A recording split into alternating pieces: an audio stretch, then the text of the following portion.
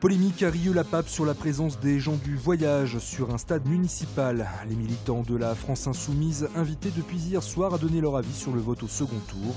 Enfin, l'OL se prépare à affronter Angers vendredi. Les gens du voyage pourront finalement rester sur le stade du Loup Pendu à Rieux-la-Pape. Le tribunal administratif a décidé hier d'invalider un arrêté préfectoral d'expulsion qui visait à mettre fin à cette occupation qui dure depuis le 17 avril. Selon la juridiction, la métropole de Lyon ne respectait pas ses engagements en termes d'aire d'accueil. Ils font partie donc du schéma départemental de Lyon. Donc c'est simplement, ils font plus de 5000 habitants et ils sont tenus donc la loi Besson, donc la loi du 5 juillet 2000, d'avoir des aires de grand passage pour les gens du voyage. Que tout simplement, qui n'a pas été fait, vous voyez. On a choisi ce site parce que tout simplement, c'était facile d'accès.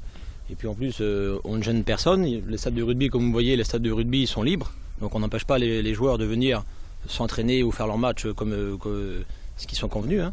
De son côté, la municipalité ne comprend pas la décision de justice et craint une jurisprudence qui leur serait défavorable. Un sentiment de révolte, d'injustice et de totale incompréhension, que ça soit pour ma part, mais également quand j'en parle avec le préfet, mais également avec la métropole, puisqu'aujourd'hui, vous pouvez avoir, suite à cette décision, qui, si elle fait jurisprudence, 200, 300, 400 caravanes qui arrivent en plein milieu du parc de la Tête d'Or et on ne pourra rien faire. Aujourd'hui, le juge nous a déshabillés complètement. Donc aujourd'hui, nous ne pouvons plus rien faire. Je ne peux pas solliciter le préfet, puisque le jugement est tombé et donc a cassé cet arrêté. Aujourd'hui, la préfecture comme nous sommes nus face à cette situation.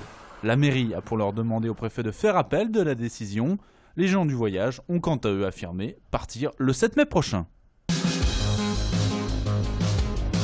Comment voter au second tour de la présidentielle? Pour répondre à cette question, 450 000 soutiens de la France Insoumise ont depuis hier soir 3 réponses possibles. Voter Emmanuel Macron, voter blanc ou nul ou s'abstenir. En l'absence de consigne de vote depuis dimanche soir, ce sont les options offertes par la grande consultation lancée à l'initiative de Jean-Luc Mélenchon pour déterminer l'attitude à adopter par le mouvement pour le second tour. Un vote en interne qui a commencé ce mardi à 18h. Je pense qu'il faudra aussi respecter le résultat de cette consultation, parce que cette consultation, c'est aussi la démarche de la France Insoumise depuis dès le début, de créer un programme participatif, que ça ait une autre image des partis politiques traditionnels, qui soit beaucoup plus horizontale. Je pense qu'elle va être importante, c'est ça qui va montrer l'image aussi du mouvement.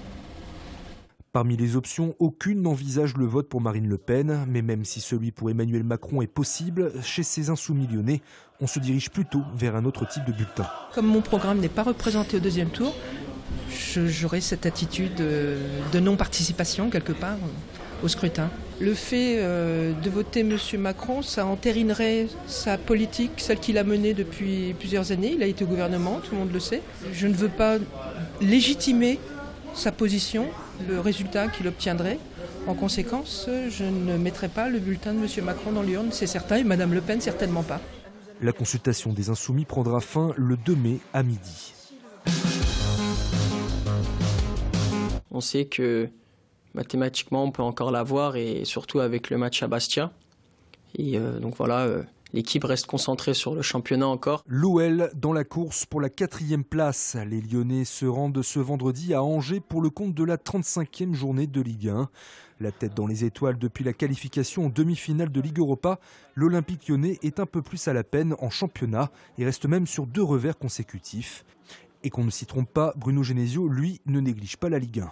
Le championnat est important pour nous. On doit garder cette 4e place, qui pour l'instant est celle de Bordeaux, mais on a un match en retard. Donc on a notre destin entre nos mains. Face aux Lyonnais vendredi, Angers qui reste sur 4 défaites consécutives. Des Angevins peut-être reboostés par leur qualification hier en finale de Coupe de France. C'est une équipe qui est très athlétique, très performante sur les coups de pied arrêtés, dans le jeu aérien. C'est une équipe qui est difficile à bouger à domicile. Bon, ils ont joué une demi-finale hier, qu'ils ont gagné, donc je pense qu'ils sont sur une bonne dynamique. A noter que l'Olympique lyonnais devra se passer d'Alexandre Lacazette, toujours blessé. Angers-OL, c'est vendredi à 20h45. Rendre accessible le théâtre à tous et sous toutes ses formes, c'est l'objectif du festival Brut de Fabrique qui aura lieu du 10 au 20 mai à Villeurbanne. Un rendez-vous théâtral particulier qui propose à amateurs confirmés et même professionnels de partager les planches. le temps d'une soirée. Donc l'idée du festival, c'était aussi de montrer le théâtre dans tous ses états et de montrer aussi des gens comme tout le monde, des citoyens lambda qui parlaient du monde et qui parlaient du théâtre. Mais qui parlaient d'abord du monde, surtout. C'est tout le temps moi. Ben, c'est toi qui veux. Tu t'es proposé Pour manger avec. Non mais ça va pas la tête. Parmi les troupes présentes cette année, celle des élèves du théâtre de l'Iris qui peaufinent leur adaptation de 3 ruptures de Rémi DeVos.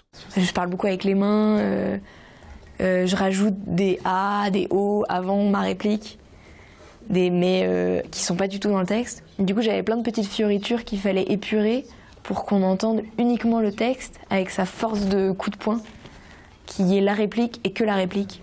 C'est un peu la magie du spectacle vivant, c'est que on est toujours un peu sur la corde. Je pense que c'est aussi ça qui plaît au public, c'est qu'on va voir une performance dans l'instant. Une performance que vous pourrez apprécier les 18 et 19 mai à 21 h au Théâtre de l'Iris.